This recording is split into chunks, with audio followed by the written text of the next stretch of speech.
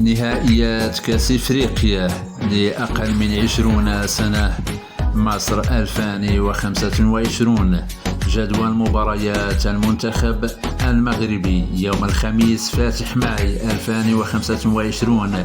كينيا تلاقي المغرب على الساعة 7 بتوقيت المغرب، 9 بتوقيت مكة المكرمة باستاد القاهرة الدولي.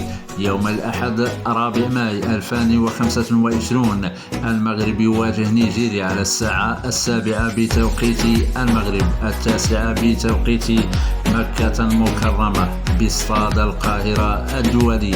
يوم الأربعاء 7 ماي 2025 تونس تواجه المغرب على الساعة 4 بتوقيت المغرب، 6 بتوقيت مكة المكرمة بملعب السويس.